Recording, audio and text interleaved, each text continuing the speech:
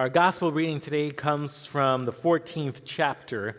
Just before this portion that I'm about to read comes a different type of banquet where Herod has gathered some of the most powerful and wealthy people, and a young woman dances, and he catches his attention, and he tells her, I will give you whatever you ask for. Well, her mother has a plan in her mind to get rid of John the Baptist and say, tell him to give you the head of John the Baptist on a platter. And true to his word, that's exactly what he does.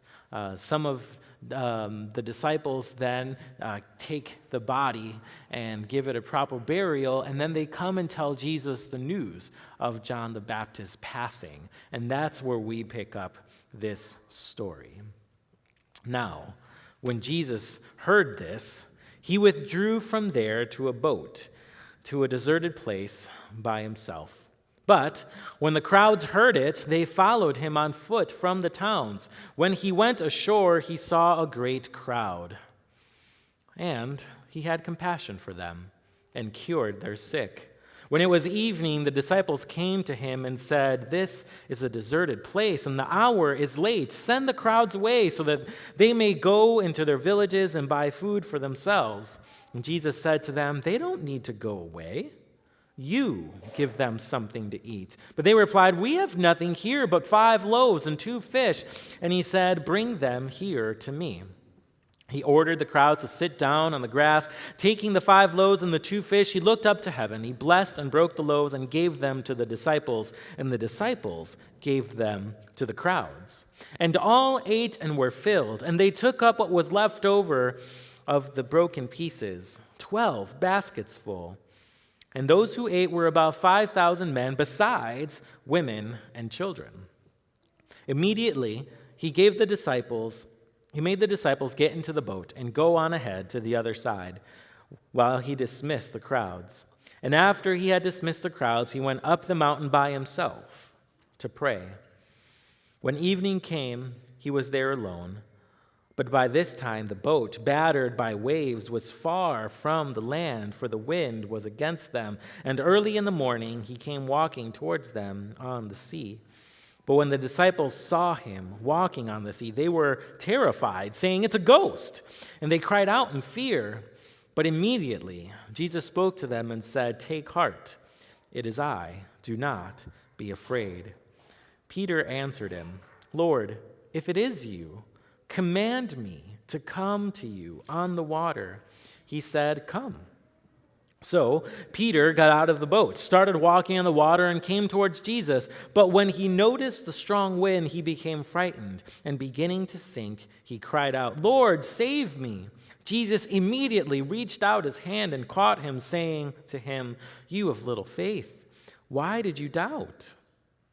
When they got out of the boat, the wind ceased, and those in the boat worshipped him, saying, Truly, you are the Son of God.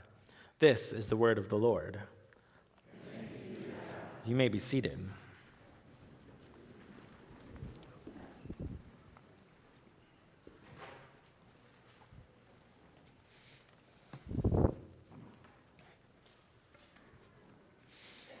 So, have you ever felt like you're not enough?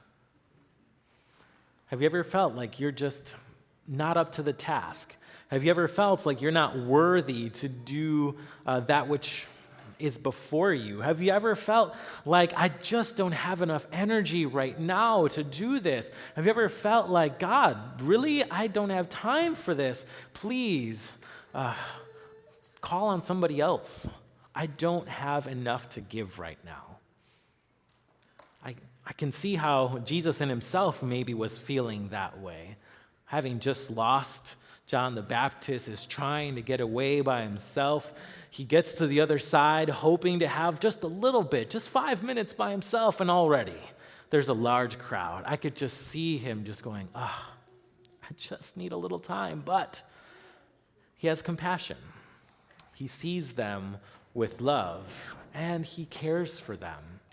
He cares for them. He cares for that great crowd. And not just that, he calls his disciples into caring for them. And then it comes time to be evening. And the disciples look around and say, look, there's a lot of people here. There's no way we can feed them. Just send them home. And Jesus looks them right in the eye and says, nope, you are going to feed them. And I could just feel their panic, just looking at each other, looking around, looking at this massive crowd before them, thinking, this is impossible.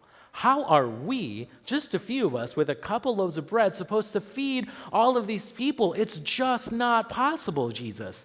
What are you asking us to do? And yet, this story paints for us a picture that even when we don't feel like we have enough, even if we feel like we're not enough for the task at hand, with Jesus, it is possible.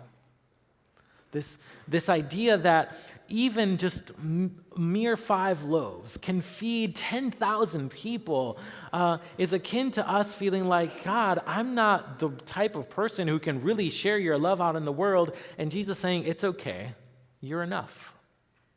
I can work with you.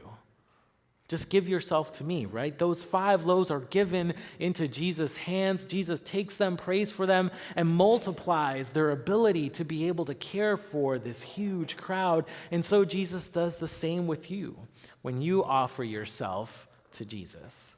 You might feel like you're not enough, but when you give yourself over to Jesus, Jesus cares for you, holds you, prays with you, and turns your efforts into more than enough. That's okay. We got babies all around. This is a great sign of life, isn't it? But if it's a beautiful example of how we can be enough. This meal that happens, and a meal that's in stark contrast to a meal that comes just before it with King Herod.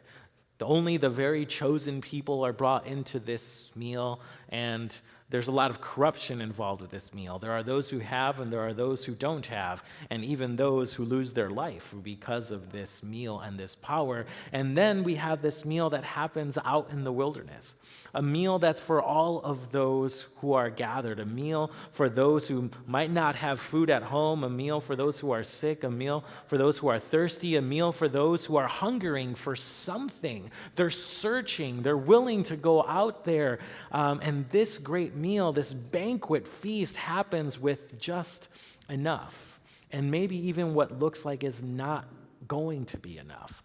And Jesus turns this into a feast that displays for us God's kingdom on earth, that rather than sending these people home to a place where they might fall prey to others, they're cared for and held together. And the disciples themselves are called to participate in this feeding. And so each of us gathered here today, we are God's disciples in this world right now.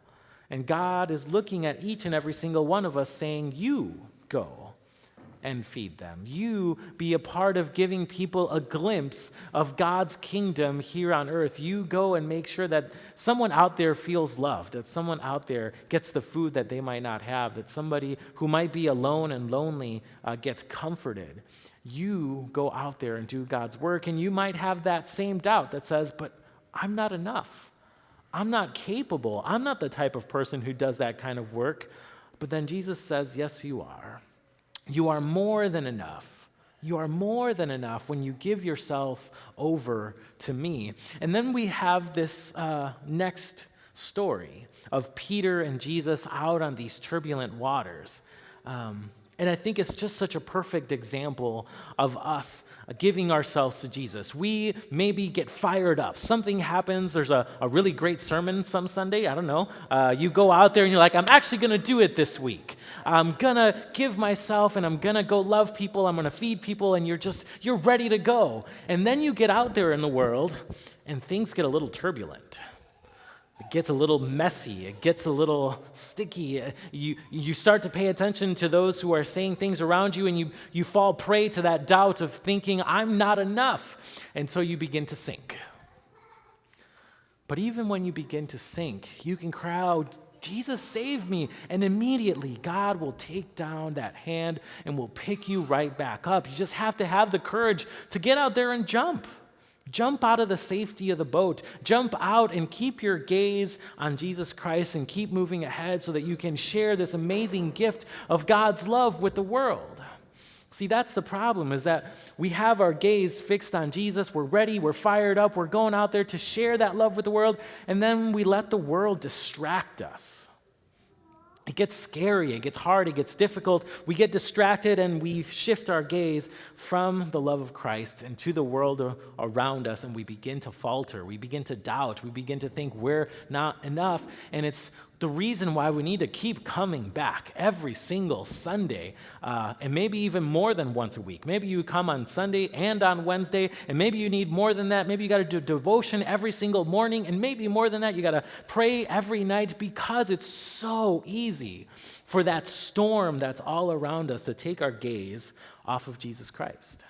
And so we need that continual refreshment from God. We need that continual prayer from God to keep on telling us, you are enough.